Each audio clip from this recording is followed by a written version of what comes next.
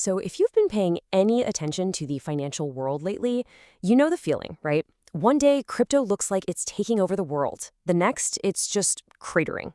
It's this insane roller coaster that leaves you scratching your head thinking, what is actually going on? Well, today, we're going to pull back the curtain on that chaos. Yeah, this is the big one, isn't it? It's the question everyone's asking, whether you're all in on crypto or just watching from the sidelines. I mean, these crashes are so dramatic, so fast, and they just vaporize billions of dollars overnight. So what's the deal? Is it all a scam, a bubble, or is there something else at play?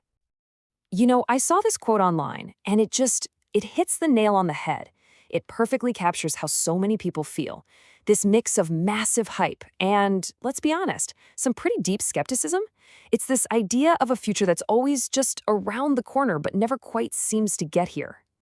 And, to try and get our heads around it, we all reach for comparisons. You see the same ones pop up all the time. People call it a casino, or they bring up history, like the old tulip craze. My personal favorite I've seen, techie beanie babies. And look, each one of these kind of gets at a piece of the truth, right? Speculation, hype, and that nagging question about what it's really worth. Okay, but analogies only get us so far. To really understand why these crashes are so brutal, we have to move past the comparisons and look at a real-world disaster, a moment where all the hidden dangers of the system just exploded out into the open for everyone to see. And boy, is there a case study for us, the fall of FTX. Seriously, this wasn't just a company going bankrupt. This was a full-on financial melodrama that showed everyone just how fragile the whole crypto market could be. So, get this, the guy in charge, Sam Bankman-Fried, was worth an estimated $16 billion before this all went down. He was the golden boy of crypto, this young genius who was going to build the future for all of us. Just keep that number in your head, 16 billion. But what's absolutely insane is how fast it all happened.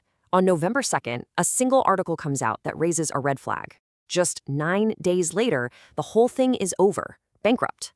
A rival's tweet, a panic, a flood of withdrawals, a failed rescue. It was like a string of dominoes falling in real time, all in less than 2 weeks. So what was the bombshell? The big secret? Well, it wasn't just a bad business deal. It was straight up fraud. FTX was taking customer money people thought was sitting safely in their accounts, and secretly shipping it over to another one of their companies to make huge, risky gambles, something their own rules said they would never, ever do. And look, we're not talking about some tiny little fib here. The scale of this was so huge that federal prosecutors basically put it up there with the biggest scams ever, like Bernie Madoff or Enron. Think about that. One event that completely destroyed the trust of millions of people. And what about that $16 billion we talked about? Gone. Poof, wiped out, reportedly down to zero. It's the perfect and most brutal example of how quickly supposed value in crypto can just disappear. Now, the FTX story it's a jaw-dropper, but it's not the whole story. The reason it sent shockwaves through the entire system is because it ripped the cover off some really deep flaws in the very plumbing of how crypto works. And it starts with the stuff that's supposed to be the safest. And that brings us to something called stablecoins. Now, the name sounds safe, right? Stable. They're supposed to be the boring, reliable, solid ground in the crazy world of crypto. Well, about that. So what is a stablecoin? Basically, it's a crypto token that's designed to be worth a steady amount, usually $1. Think of it as a digital placeholder for a dollar. They are absolutely essential for moving money around in the crypto world. Okay, but here's where it gets tricky, and you've got to pay attention to this part. There are two main flavors. You've got your asset-backed ones, which claim to have a real dollar or something safe sitting in a vault for every coin they issue. Then you have the algorithmic ones. These aren't backed by anything real. They're held up by complex code, a kind of high-tech balancing act. So what happens when that software balancing act fails? Well, you get this. In May of 2022, a huge algorithmic stablecoin, Terra USD, went into what they call a death spiral. Its value, which was supposed to be $1, collapsed to 10 cents in 2 weeks. Billions of dollars gone. Okay, so the algorithmic ones are scary, but what about the safe ones, the ones backed by real assets? Well, even they aren't totally bulletproof. If you peek under the hood of Tether, one of the biggest, you see it's not all cash. A good chunk is in things like corporate bonds. Now, if everyone tried to cash out at once, could they sell that stuff fast enough? That's the big question. All right, so we've got fraud on one hand, and we've got wobbly technology on the other. But there's a third, massive piece to this puzzle. And this one comes from the outside world, the good old-fashioned global economy. You know, there was this whole idea for a while that crypto was its own little island, that it was immune to what happened on Wall Street. Turns out, that's just not true. It's totally plugged into the same big economic forces that move everything else. It's actually pretty simple when you think about it.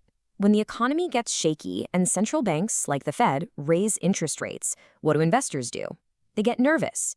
They start selling off their riskiest stuff first. And right now, what's at the top of pretty much everyone's risky list? You guessed it, crypto. So when interest rates go up, crypto prices tend to go down. Okay, let's take a step back and connect the dots. We've got fraud, we have fragile tech, and we have the real-world economy all swirling around. When you mix all that together, you get the perfect recipe for chaos. Maybe the best way to look at crypto is that it wears 3 different hats, all at the same time. On one hand, it's a new technology. On another, it's a speculative gamble. And as we saw with FTX, it can also be a playground for fraud. Each one of these things brings its own brand of instability to the party. So, you see, a crypto crash isn't just one thing going wrong. It's a massive 10-car pileup on the freeway. It's what happens when a huge scandal hits at the exact same moment that the global economy is getting shaky. And it's all built on top of some pretty fragile tech. It's a perfect storm. So, what's the bottom line here? The crashes are so huge because, 1, it's all driven by emotion and hype. 2, a single big fraud can cause system-wide panic.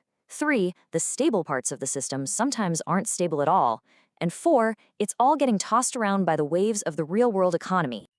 And all of this leaves us with the big, multi-trillion-dollar question, doesn't it? When you look at the whole picture, the wild speculation, the bubbles, the catastrophic crashes, the promises of a whole new world, are we actually watching a financial revolution take shape? Or are we just seeing a very, very old story of boom and bust, just dressed up in new 21st century tech?